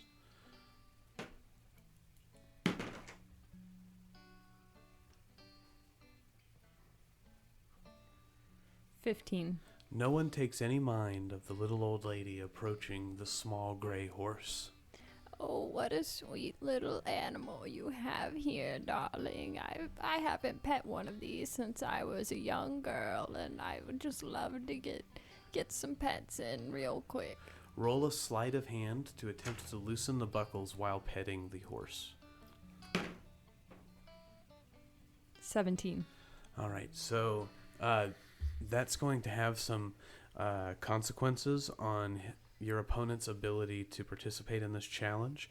Let's go ahead and you each mount your horses and ride to the line.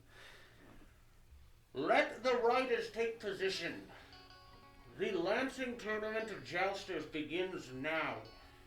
And you hear a loud crack as a whip is broken into the air to signify it's time to start. Your opponent digs his heels into the horse's sides and drives straight towards you.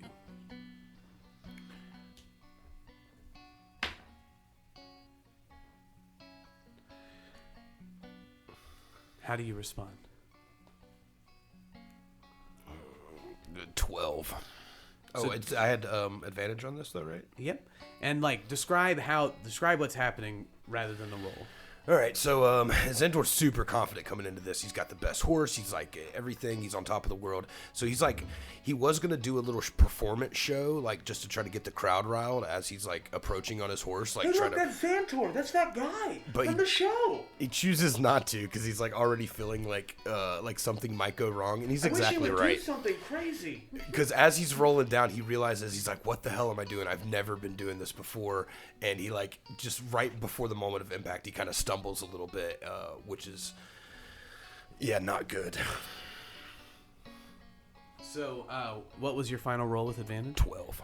So with your 12, you do not beat his, and he had disadvantage. He rolled a 16 with disadvantage. So, this jouster manages to keep his seat as his lance connects with your leather armor and carapace. You are not knocked from the horse, but you have not won this round. Your horses trot back to the starting positions on the opposite sides to begin the second round of the joust. You're going to have disadvantage on this one as the zebra beneath you begins to buck confusedly, beginning to reject its rider.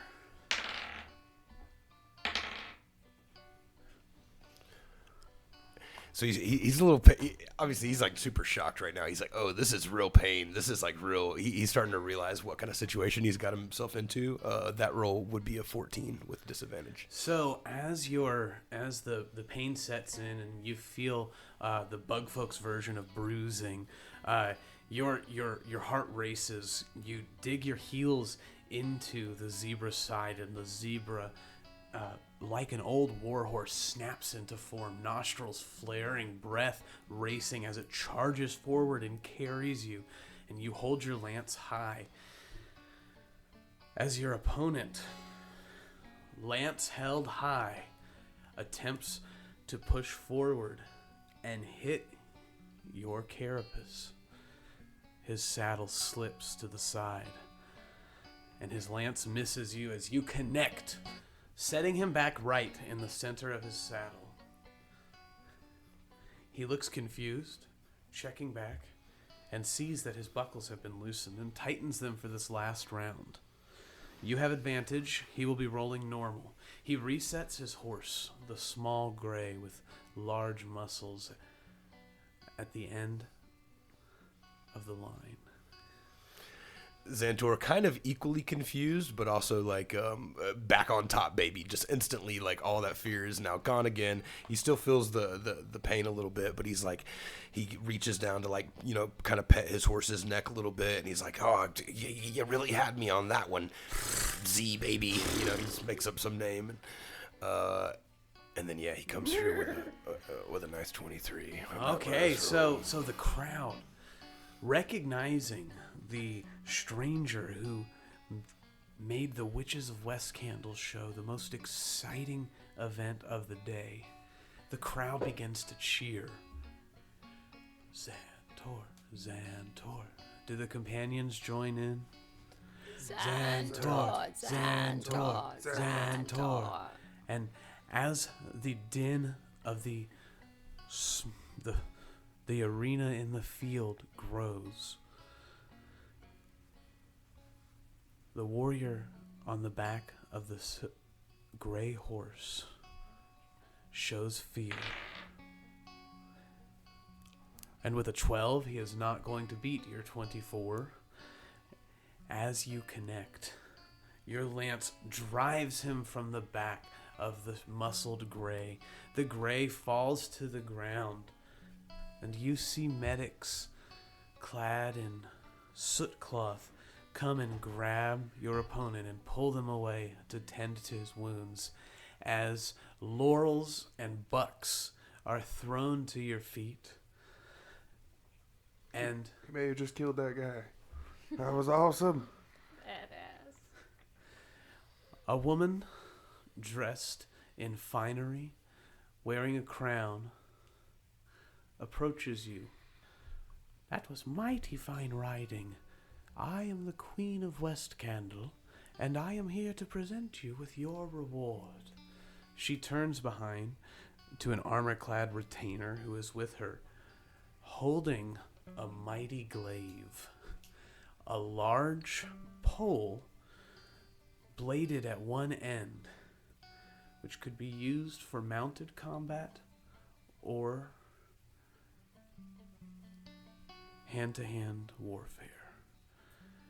This is no replica, my friend. You have earned this. He like humbly is like, "M'lady," you know, and just kind of bows down. He really wants to pick up all that gold and stuff, but he's like trying to be like super noble right now, and like, so She he's just curtsies in response, but she sees your eyes sort of looking to the gold. She says, "Oh, don't worry," and she snaps her fingers, and 2 pages come with baskets and start collecting the gold, and they collect for you $50, which they hand to you in the form of 30 copper pieces and 2 gold pieces. Oh, Your Majesty, you're too kind. Thank you so much. This has been such an amazing event, once in a lifetime. Thank you so much for having me, and this beautiful stallion which you've provided to us contestants. You are truly an honor and a royal to behold. You flatter me. The West Candle welcomes those such as yourself, and we hope that you will return each year. Goodbye. And she turns and walks away. He kind of tilts his head at that last comment, like return each year. He's like, he doesn't, something like he didn't really, I don't know, something seemed off about like, in that moment, Xantor's like maybe realizing that something's not a little, I don't know, it just didn't seem like, what is this real royalty or not? He didn't, I don't know if he noticed that or not. Yeah, roll for insight. Because when she said like each year, he's just like, this is normally in his experience of these kind of things. He got a 17 for insight. Yeah, so Xantor's intuition is correct. Something is off here, and you can't quite put your finger on what it is, but something's definitely off. As the afternoon continues, it is nearly time to participate in the melee. You hear a crier making shouts that it is last call for sign up for the melee. I unbuckle and take all my stuff off and go back to the seats with Glinda and Elijah. I'm like, you guys see that? You guys see that? Man, you're up, Elijah. Let's kick these. He's like real excited. You've reinvigorated my interest in it. I'm going to give it a shot, but I don't normally battle, so we're going to see what happens here. We were just talking about how you killed a man. I think you're fully That was more of a reaction than, I wasn't like standing up facing them with a weapon. It was just my antlers. Well, we girthy. believe in you. You're an amazing battler. You're only going to get greater. I don't know if I could use my antlers in this melee. I might have to carry a sword, which could be a little weird. All right, so as you approach the melee sign-up, it is very similar to the sign-up for the jousting event. You see that the line has cleared and that the person who is accepting sign-ups is packing up the notes as you approach. And he says, look, a latecomer. You looking to sign up? Yes, sir, if there's room. Yeah, there's always room. It's an open melee combat. What's going to happen is you're going to have to fight everyone that signed up all at once. But they're all going to be fighting each other too. So really it ends up coming down to just a few hits here and there. I think you'll do great. Look at you, muscly little fella you are. And he's going to reach over and pinch at your arm. I'll accept the pinch. Yes, you must be a hard-working fella. Not a lot of body fat on this guy. Oh, not at all. All right. Long hours in the fields. What's your weapon of choice then? What you got? Well, we've got whatever you want. We've got bow staffs. We've got morning stars. We've got boomerangs. We've got bow and arrow. We've got, and he looks. He's like, well, somebody like you though. Looks like you come kind of equipped. Of course, I could put a few. I have a dagger here I could use. Well, and he, you see that him looking up at your horns, and he's gonna say, I mean, there's nothing in the rules says we can't put some cappers on your horns there. Looks like you might be strong in the neck. Like some little corks, so I don't accidentally stab anybody. Right, exactly, righto. Sounds good, yeah, thank you. So he's going to turn around. He says, I got to fashion this real quick, but it shouldn't be hard. And you see that he's actually got a collection of wine bottles behind him that are all empty. Large jugs, small jugs, bottles, vials, and he's just going to turn and say, I've been drinking a lot. There's not much to do here at the West Candle Renaissance, you know what I mean? I shouldn't say that. And he's gonna grab these things and hand them to you, and he's gonna say, just cap off your horns. And he says, all right, have at it then. Best of luck to you. I'll be rooting for you. And he gives you a little wink. Well, thank you, sir. So you see that other combatants readying for this have donned armor. They have weapons that they're brandishing. They're looking menacingly at one another. Their weapons are dulled or capped, much like your horns are, but they still look like they would hurt. So you hear a crier shout, "Time for the melee! Come on out! Come on out!" And the fighters begin to file through the fence into an area adjacent to the field where the jousters were participating, but slightly off to the side. So it's in the same fence, but a different area. I'm trying to think of ways to help him. Don't worry about it. Let's get it on.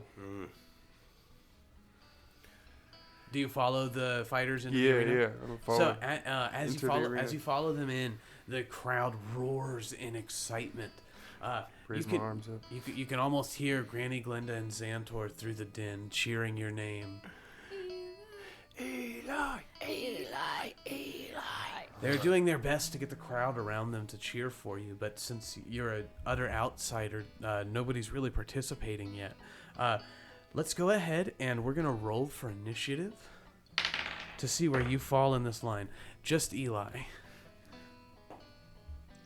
Nat 20 for 24. With your nat 20, you storm out onto the battlefield and you hear the crack of the whip that starts the battle, and you have a moment to realize that you are not the only novice fighter in this arena. In fact, as you look around, it looks like most of these people look like they have never held a sword in their lives. They are holding it the wrong direction, grabbing their morning stars in the wrong places. Their armor is loose-fitting and seems like it's hindering their movement as much as helping defend them. And you are able to act first in this melee. There are a total of 6 fighters ready to rock. You said there was one that was like fidgeting with his armor. His armor was messed up or something. So there is to your right, there is a large burly man who seems a bit too fat for his armor, and so it's not buckled properly. Okay. Take out the weaker ones first. You hear Granny Glenda yell from the crowd. I'm gonna run straight ahead, the one like in front of me. The smallest one, like in a direction, like a running direction in front of me, and I'm just gonna like run at him and straight just drop kick him right in the chest. Okay. Xantor screams like, "Taste the blood of the Prince of Horns." Does your hoof attack do anything other than unarmed damage? No, it's not like a special attack. I think it would just be like a punch, like type of thing, an unarmed attack. So go ahead and make an unarmed attack. Oh, 9. That's with your strength modifier? Yes. I rolled a 3. So you kick into the air and just drop right in front of him like I come up thinking short. Thinking that you're going to nail a hit on this fellow, and you just fall into the mud. Now I'm just like a target for everybody. Yeah. You're prone. And the fighter that you attacked is going to make an attempt to hit you. Does a 9 hit your AC? It does not. So he fumbles with his sword held awkwardly and limply in his hand and is unable to hit you. Prone on the ground, his sword thumps into the mud. I did like a shoulder roll to where like I just like can clearly avoid the attack because it's so pathetically thrown. The fat man, whose armor doesn't quite fit, receives a blow to his side from a woman wielding a morning star.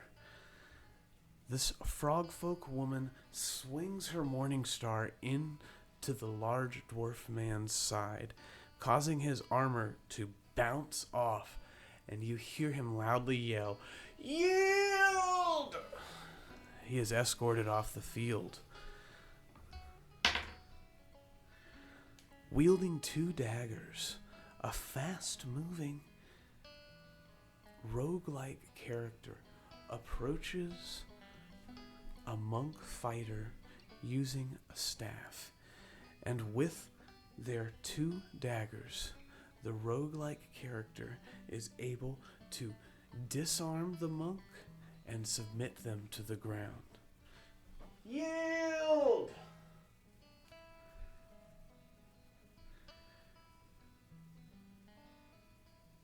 Four fighters remain on the field. It is now Eli's turn again.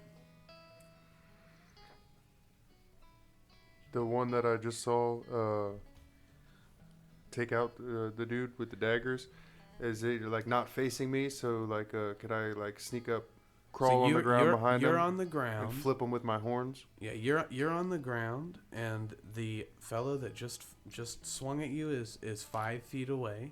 Oh, he's real close to me. Like he just swung at you and is still right there. There is someone about 20 feet away who used the Morning Star. The frog folk who used the Morning Star is about 20 feet away. And the roguelike character who disarmed the monk and subdued them is roughly 15 feet away, facing the other direction. But you have to use half your movement speed to get up. Yeah. Or you could crawl with a difficult movement. I don't know how to get this thing. I'm not sure what my movement speed is even. It's probably 30 feet. 30. And 30, you would 30. you would have an opportunity attack if you moved away from the person you're fighting without disengaging. Gotcha. But you can Well, flip. then I'm just gonna get up, and at the same time try to like get up and charge with my head at the dude that was attacking me. Awesome. And Make an antler attack. antler him. Oh, that's better. What is that? So 13 plus 4 for 17. 17 to hit. So the fighter with the sword held limply in their hand swings at you and misses, their sword bearing deep in the dirt. As you rise to your full height, your antlers take them thick in the stomach, and they double over in pain. Yield! Dropping their sword to the ground. Behind you, Can I grab their sword? Because it's a blunt one, right? Like my Sure. dagger's not blunted, so I can use the sure. as an extra. If I'm not I don't mistaken, think I can. your antler, you're probably not proficient with swords. Yeah, I and don't think your I'm gonna be antlers allowed. deal a D8. Is that right? D6 plus 4. Okay. A sword would be a little bit more damage, but No worries. No worries. I'm not proficient. I forgot. I'm a wizard. I can only use a dagger. Can Xantor yell at one of the opponents to like try to intimidate them in any way? yeah, totally. To try to impose disadvantage. Mm-hmm. Got a 16 on that. So, who are you yelling at? The one that is closest to. So remaining on the he just battlefield, took one out. there's a rogue with 2 daggers. That's 15 feet from Elijah, and there is a frog folk woman that is 20 feet away from Elijah. He would. Xantor would definitely yell at the frog folk woman. So what do you yell at her to attempt to distract her? Just like how old and ugly she is, and she doesn't stand a chance against that young buck. But in character. You old ugly hag, you don't have a chance in hell against our young buck champion. Good luck, lady. So, as you yell, roll for intimidation. It was a 16. Okay, so you, with your 16, you manage to distract her as she runs in, trying to swipe a strike on Elijah. And what would have been a thick and thorough hit, at the last moment she turns to face you, and her mace swings wide, giving the rogue character a chance to come in and attack. The tips of both daggers hitting the sides of the frog folks' exposed armor. I yield! and the frog folk is out of the battle. It is just Elijah and the rogue remaining. How do you respond?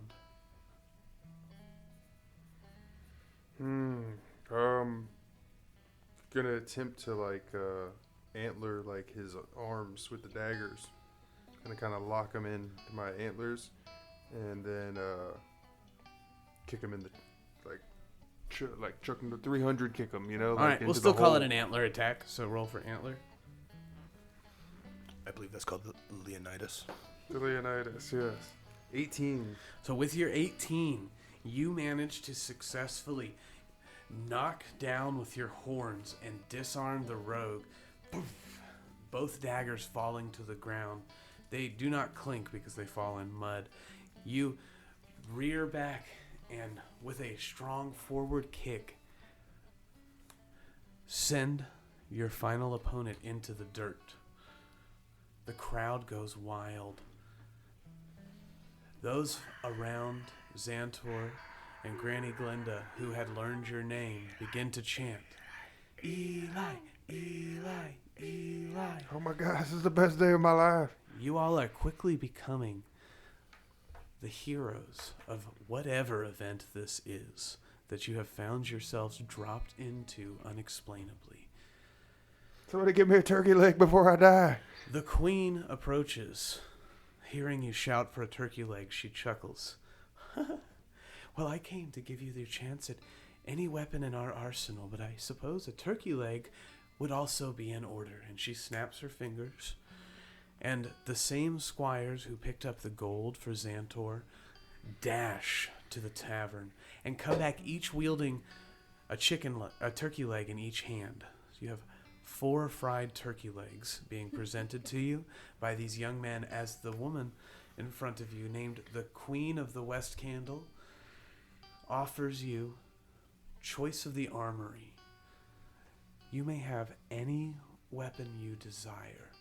And she looks at you for a moment and sort of squints. Says, however, your horns, they're quite girthy. Perhaps we Thank could you, ma'am. replace those bothersome cork caps with something a little more effective. I could have the blacksmith whip you up a crown for your antlers that would surely send even the bravest foes fleeing. That would be mighty fine. Thank you. Well, it will take until the morning, but come see us before we leave. And she points to a tent that is more lavish than any of the other tents that you've seen so far. It is draped with silks and has gilded embroidery going around the edges. You see, as you glance in, 2 thrones, a jester, a group of revelers having fun and playing music, and then the tent flap closes.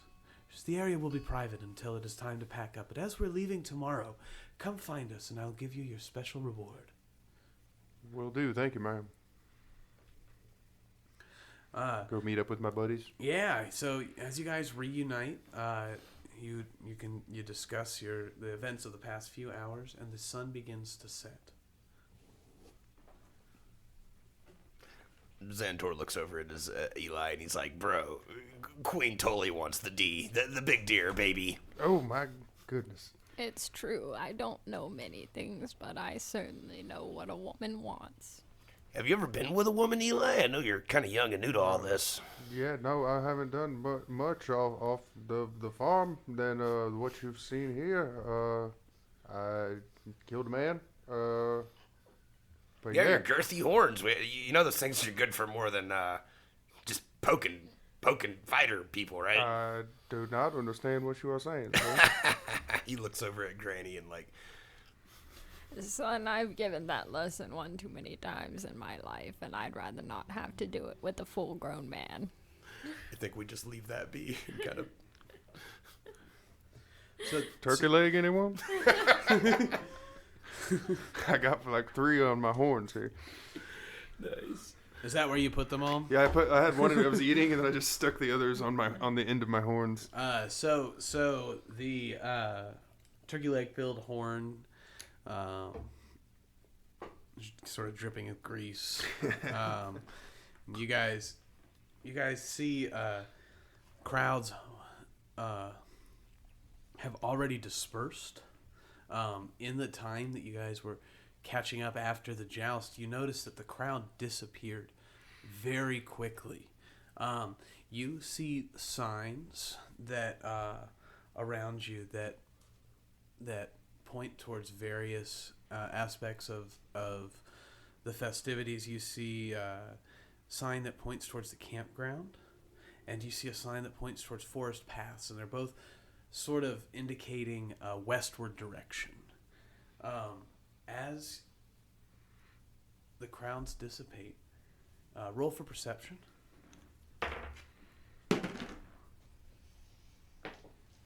7. 18. Eli, you hear the faint sounds of music coming from the direction of the forest path.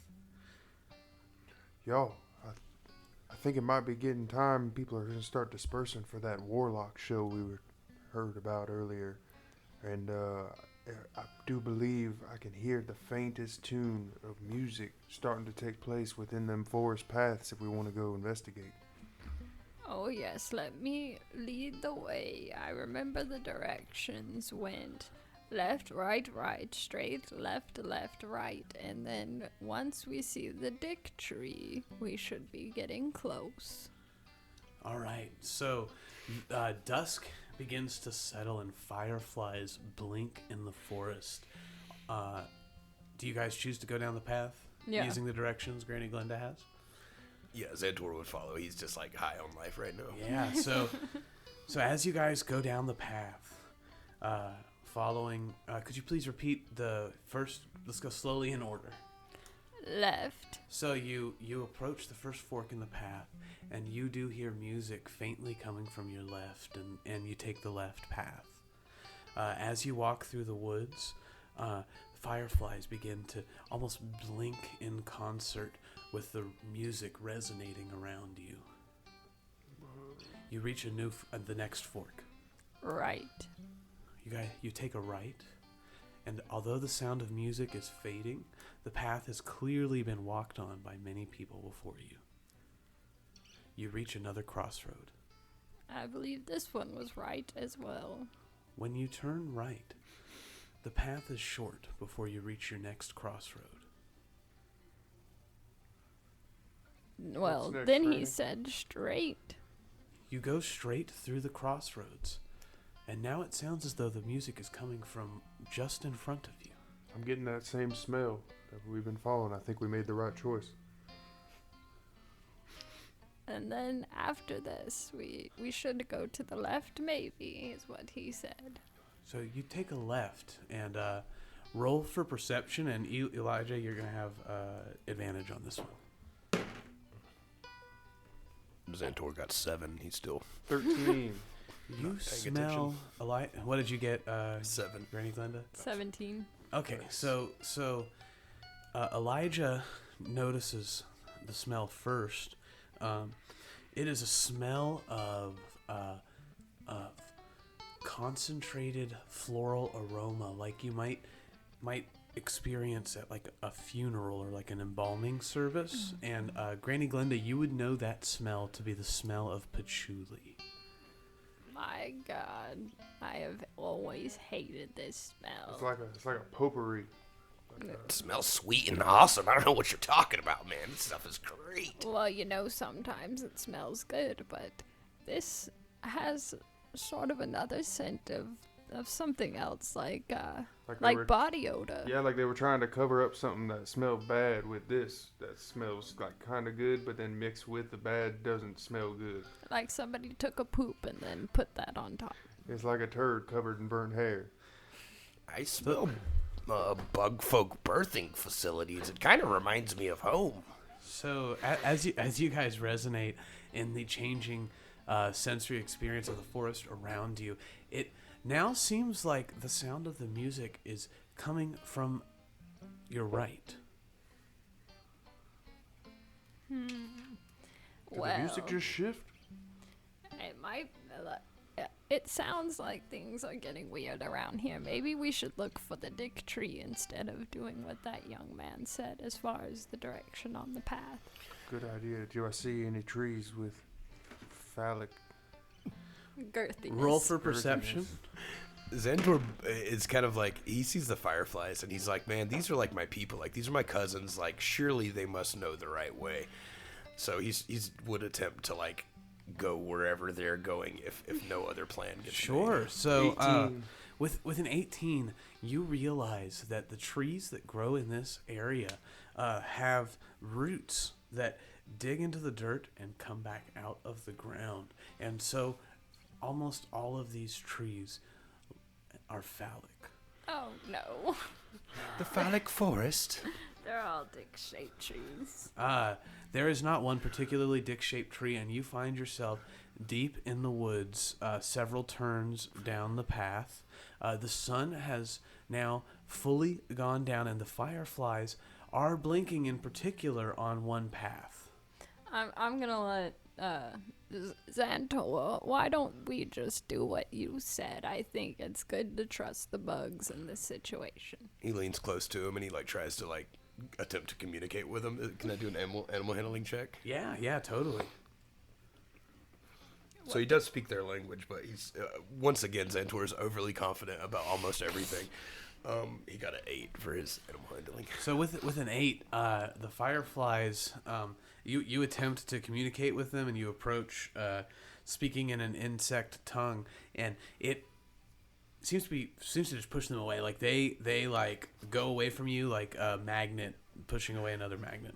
It's like I'm horribly speaking my own language, or the firefly dialect is slightly different, and it's like might be saying something offensive. So they as a swarm of fireflies move down the path away from the sound of the music that you can hear towards the forest. So he's like, oh man, he probably would think that he would like probably relay this to the group, like, yeah, that we're all on the same page here. Like, I got this. Like, they know the way, and he would try to convince y'all that these fireflies know the way to the warlocks. Well, yeah, Granny Glinda is like already about it. She's like, at this point, she has tried her plans. She has given up on this young man's directions, and yeah, she's following just bugs. following Xantor and his crazy ideas. Yeah, I mean, he looked like he just talked to some bugs, so. So if you Lead guys, the way. if you guys aren't rolling for insight, we won't make. Yeah, he has no clue. We won't make Xantor roll for deception. You guys are just following your friend as friends would. He leads you on further down the path, and the bugs are continuing to go wherever Xantor is. They're going away from that, and so they lead through the first crossroads that you come across, and you go straight through it. You approach a second crossroads, and the swarm of fireflies turns left. You come across another crossroads, and at this point, the swarm of fireflies disperses as the sound of music in the distance fades. He's like, we must be here, and like kind of just plops down. So the night is dark. There's very little light around you. The music in the distance has stopped, and as Xantor sits on the ground, a lone light approaches from the distance, larger than the light that was the fireflies. This looks more like a torch being carried or a lantern. Howdy, is anybody out there? Hello. You hear,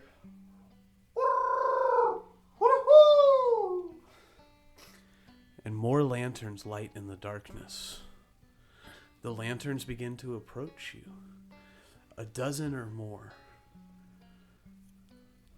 You can't quite make out the figures holding the lanterns as they approach.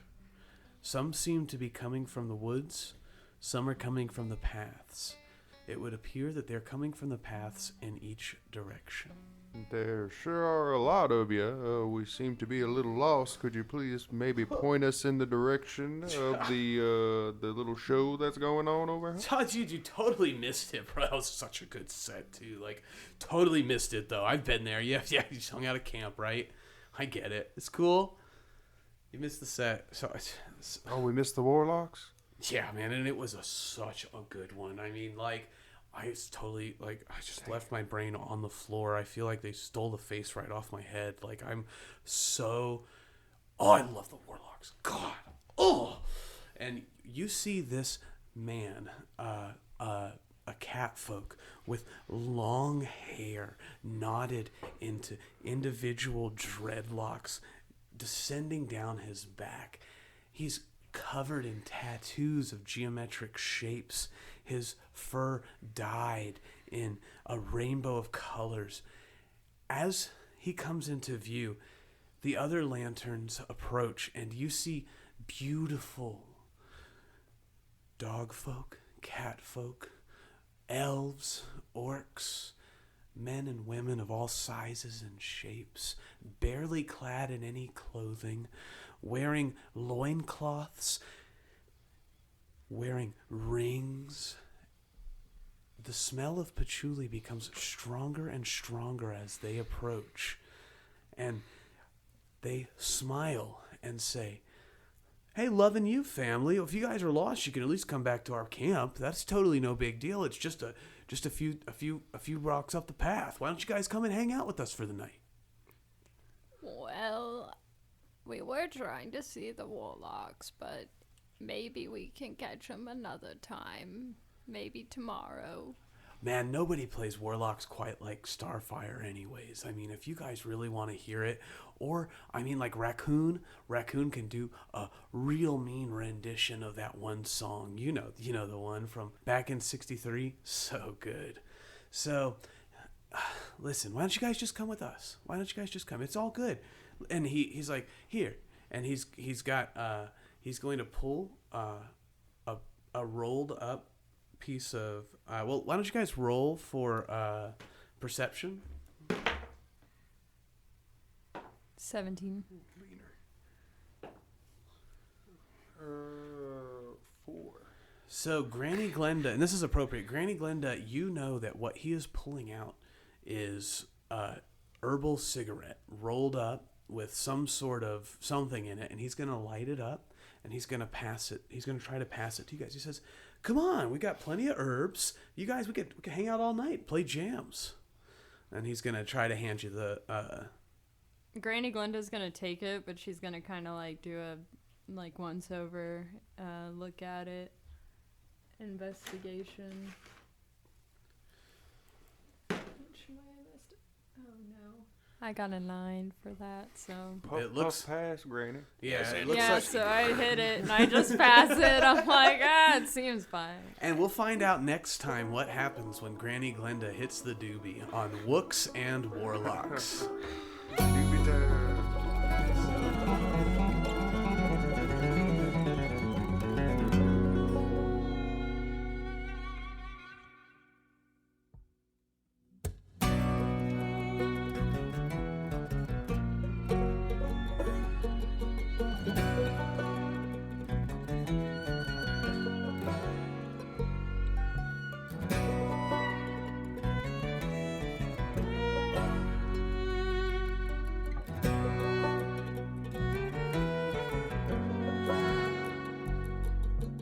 Round and around in the tunnel when it's dark we go,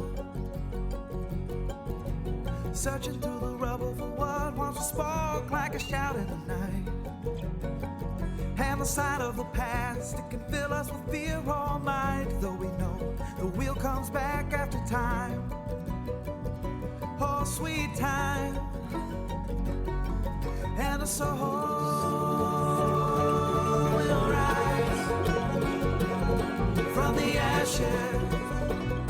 We will climb as we shout into the night. Let no Wooks and Warlocks features Anthony Ryan as Xanthor, the Bugfolk Ranger, Jesse Bennett as Granny Glenda, half Foxfolk Rogue, John Lombardi as Elijah Woodstone, the Elk Folk Wizard, and Trey Miller as Dungeon Master. Intro and outro feature the song Flight of the Phoenix by Tirefire. Recording and editing are completed in-house by the Wooks and Warlocks team, recording consultation provided by Adam Horwitz. You can find us online at Spotify, Apple Podcasts, YouTube, Facebook, Instagram, and Discord under the name Wooks and Warlocks. Links can be found in the description. If you would like to sponsor an episode of Wooks and Warlocks, please contact us at wooksandwarlocks@gmail.com. Thank you for listening. Dark clouds brewing a storm deep in the sky. Words spoken in anger, vibrant like a neon sign in the mind's eye, multiplied by time and time again. It's those we love that we lose when we struggle with what's inside, just hoping for hope, something to ward off the fright and the soul will rise from the ashes. We will climb as we shout into the night.